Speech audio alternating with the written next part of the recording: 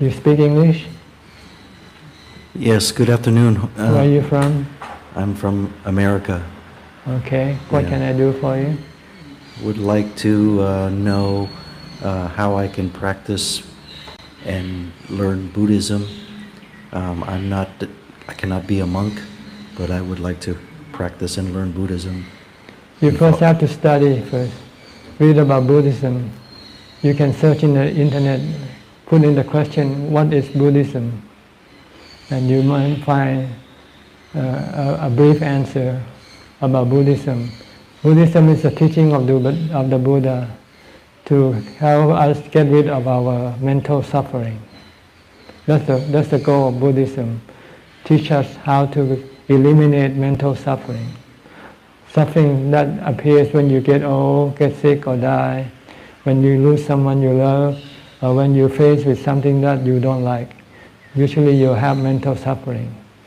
But if you know how to practice, know how to deal with the situation, you can stop your suffering from appearing. So that's the purpose of Buddhism, is to get rid of our mental suffering. But we cannot get rid of our physical suffering, such as aging, sickness and death. This is the natural course, natural event that we cannot stop. But we can stop our mind from being suffered by our aging, sickness and death by the practice of meditation. If we can meditate, we can control our mind, and we can keep the mind calm. When the mind is calm, there will be no stress, no suffering. So that's basically what Buddhism is about. Okay. And I would also like to learn about the 5 precepts. The 5 precepts is a precondition to our meditation practice. We first have to have no problem with other people. If we don't keep the 5 precepts, we can go hurt other people. And when we hurt other people will come back and hurt us. So we won't have time to go and meditate. We will have to try to protect ourselves from being attacked by other people.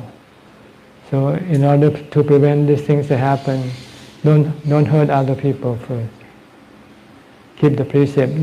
First, stop killing, stop stealing, stop committing adultery, stop lying, and stop drinking. Because when you drink, you cannot control yourself. Then it's easy for you to go hurt other people when you're drunk. So this is what you have to do to prevent trouble from appearing to you by your own action. If you don't hurt other people, then other people will not come and hurt you. Then you have more peace of mind that way. Then it will be easier for you to go and meditate. If you have no peace of mind from your physical action, you'll find it very difficult to make your mind peaceful and calm when you meditate, because you will be worried about the trouble that you created. Okay, so keep the 5 precepts to protect your mind from being stressful from your own action, from the wrong thing that you did. If you did no wrong, then there will be no stress from that. Then you'll find it easy when you meditate. When you meditate, you want to calm your mind, to still your mind, to stop your mind from thinking. And once you can stop your mind from thinking, you can control yourself. Okay? So before you meditate, part of the formula is you have to keep the precepts. The 5 precepts and then the 8 precepts.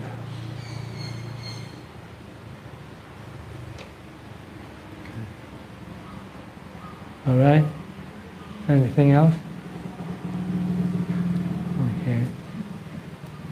Where are you from? America. Which state? California. California. Yeah. LA, south or north? In Palm Springs. Palm Springs, to the west. Yes. To the east. Very hot. South, yeah. Very hot there. That's where most rich people go and stay, isn't it? Rich Palm people. Springs.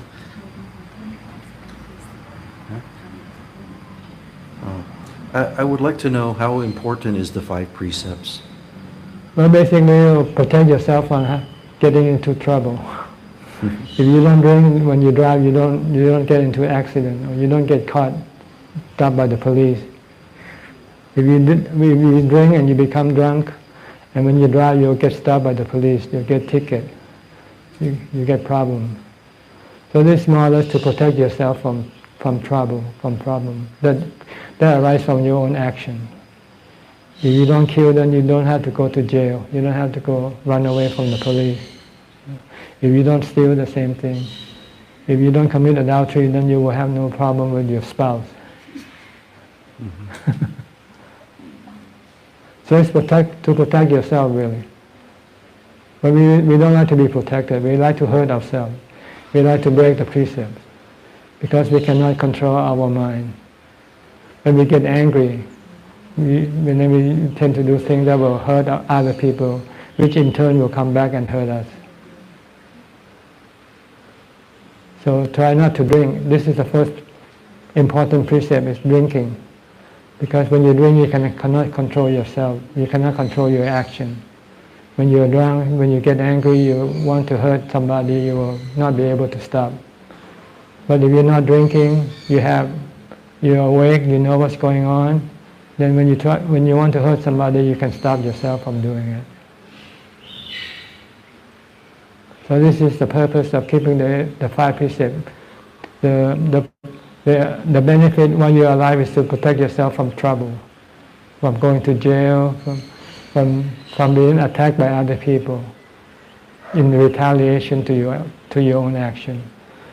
But if you believe in the afterlife, if you can keep the 5 precepts, then you won't go to hell. You won't go and be reborn as an animal in your next life. You can come back as a human right away. But if you break the precept, you might have to be born as an animal, or go to hell and suffer the consequence of your wrong action before you can come back and be born again as a human being. So once you are able to master the 5 precepts, then you would be able to effectively meditate. Yes, it will help you to meditate easier.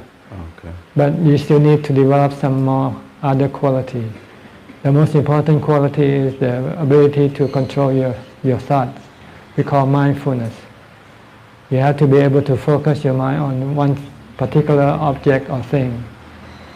Like, if you want to stop yourself from thinking, to still your mind, you might have to recite a mantra, such as Bhutto, Bhutto, Bhutto.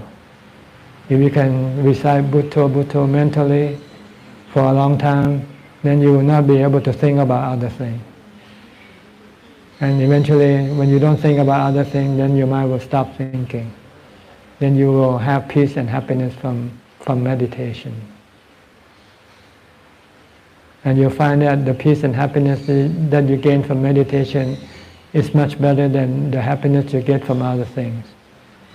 So you will switch your life around. Instead of going out and having fun, you'll go and find some quiet place to meditate instead. It's a cheaper way of having happiness because you don't have to pay anything. You don't have to buy anything. Just still your mind, stop your mind from thinking with mindfulness.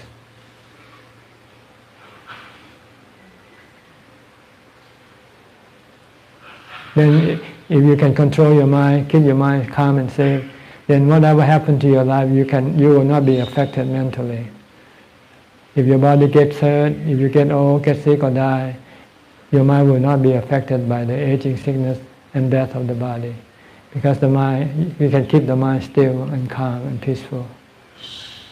But if you cannot meditate, when you get old, get sick or die, you'll become stressful.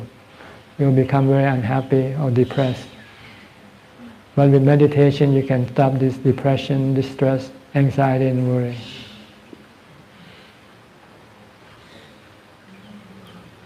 So it's good to learn to meditate.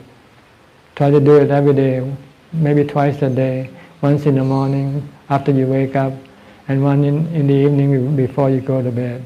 sit down and meditate. You can use the mantra Bhutto Bhutto, or you can watch your breath at the tip of the nose.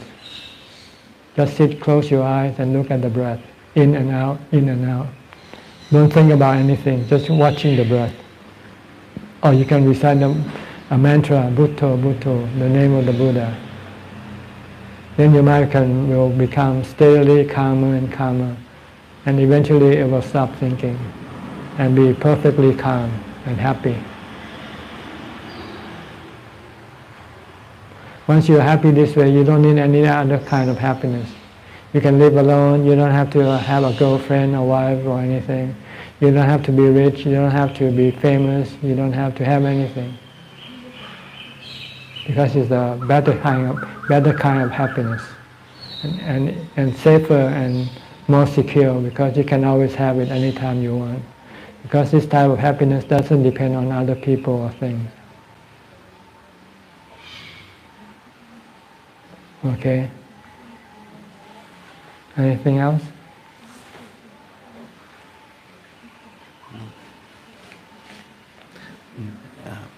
No, I want to thank you for explaining all of this. If you want to read my teaching, you can go to my website, my Facebook page. Just search for the word Ajahn Suchat. AJAHN, Ajahn Suchat, SUCHART. There'll be my posting in there. In English you can read, and there are audio you can listen to, or video you can watch. I have every Tuesday night I have a meeting called Zoom meeting, in which people can come and talk to me and ask questions. Every Tuesday night at 8 p.m. Thailand time. Just go to this web page. It will be live on Facebook, and you can join the meeting by clicking on the link at the page. Every Tuesday night.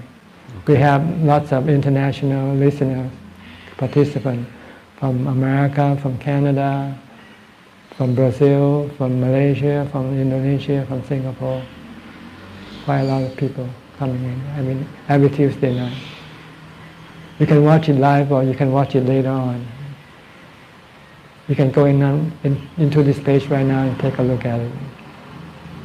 Just search for the word Ajahn Suchat. Okay? All right. Thank you. You're welcome.